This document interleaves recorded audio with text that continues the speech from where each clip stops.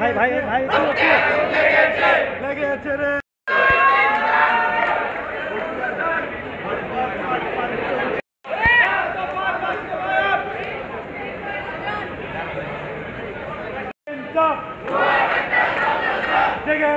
জেগেছে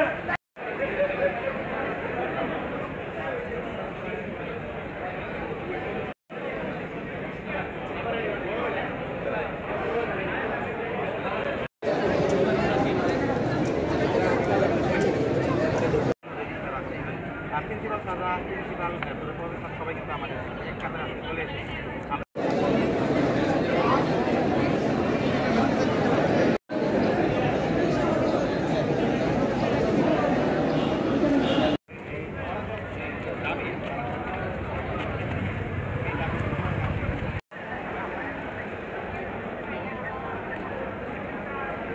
5 বছর এবং 1 বছর ইন্টার্নি সহ আমাদের যে কোর্স, আমরা বেসিক থেকে শুরু করে আমরা একদম যেই শিক্ষার মূল শিখর থেকে শিখি। এখন যারা ম্যাথস বা ডিএমএফ তারা মনে করেন ম্যাথস তো 6 মাস ট্রেনিং করে আর ডিএমএফ ধরেন 4 মাসের ডিপ্লোমা কোর্স, তারা সব কিছু সুপারফিশিয়াল বলতে তারা একটা বলতে গেলে ডাক্তারের অ্যাসিস্ট করার মতো করে শিখে। তারা যেভাবে চিকিৎসা দেয় এটা আসলে আমাদের বাংলাদেশের মানুষের জন্য খুবই ক্ষতিকর। ধরেন এখন আমরা চাচ্ছি যে ম্যাথস বা ডিএমএফ এরা কেউ নামের পাশে ডাক্তার লিখতে পারবে না। আমরা আসলে চাচ্ছি আমরা যারা এমবিবিএস এবং বিডিএস আমরা যারা পড়াশোনা করেছি আমরা শুধু ডাক্তার শব্দটা প্রিফিক্সটা আমরা ব্যবহার করতে পারবো।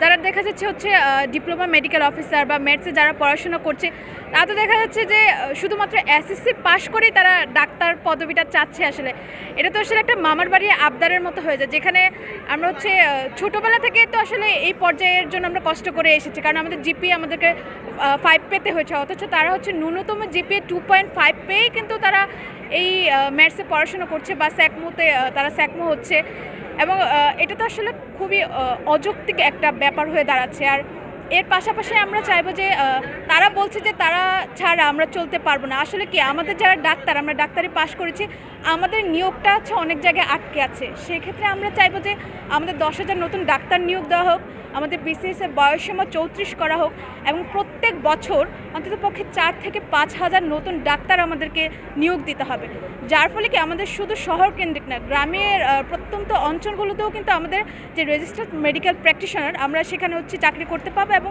যথাযথ স্বাস্থ্য সেবা আমরা দিতে পারবো। আর এর পাশাপাশি আমরা চাইবো যে আমরা যে ভর্তি পরীক্ষাটা দিয়ে এই পর্যায়ে এসেছি সেটার পাস মার্কও আমাদের সাইট করা হোক, এবং আমাদের সর্বোপরি যে ডাক্তার যে সুরক্ষা সেই সুরক্ষা ব্যবস্থা করা হোক, এবং ওভার দ্য কাউন্টার যে ড্রাগসগুলো সেই লিস্ট আপডেট করা হোক।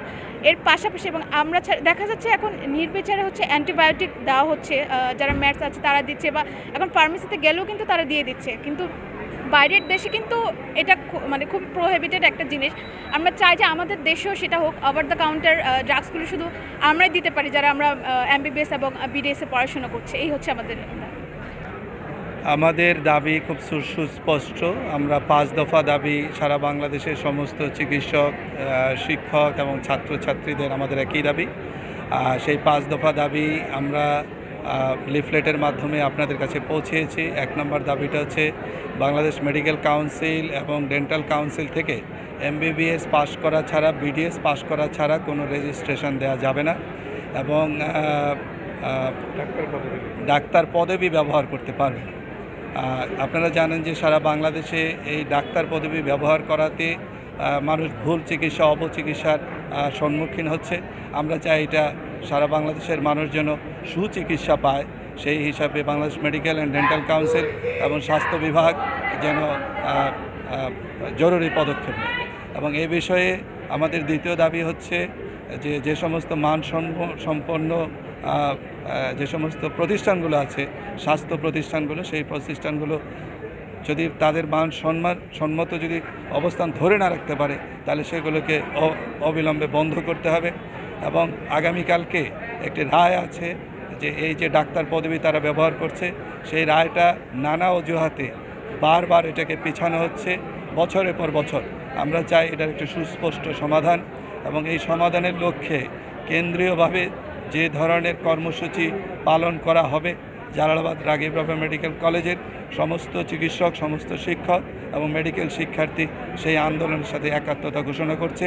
বর্তমানেও আছে, ভবিষ্যতেও ইনশাল্লাহ আমরা এই আন্দোলনের সাথে থাকব। আমরা চাই সারা বাংলাদেশে অনেক চিকিৎসক সংকট আছে, এবং সেই পদগুলো, শূন্য পদগুলো MBBS ডাক্তার এবং BDS ডাক্তার দিয়ে যারা পাশ করেছে, রেজিস্টার ডাক্তার তাদের দিয়ে সেই শূন্য পদগুলো পূরণ করতে হবে অবিলম্বে।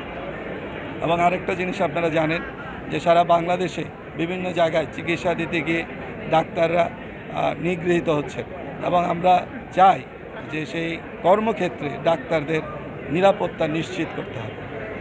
এই হচ্ছে আমাদের সুস্পষ্ট দাবি। আমরা সারা বাংলাদেশে যে কেন্দ্রীয়ভাবে যে কর্মসূচি পালন করা হচ্ছে, সেই কর্মসূচির অংশ হিসাবে আমরা বহির্বিভাগে চিকিৎসা বন্ধ রেখেছি। আমরা ইনডোরে নতুন কোনো রোগী ভর্তি দিচ্ছি না। আমরা রুটিন অপারেশন আমরা করছি না।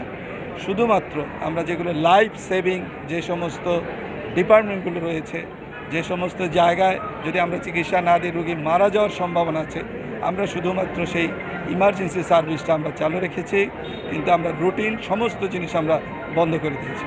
এবং কেন্দ্রীয়ভাবে সামনের দিনগুলোতে যে ধরনের কর্মসূচি আসবে সেটার সাথে জালালাবাদ রাগিব রাফা মেডিকেল কলেজ একাত্মতা ঘোষণা করছে।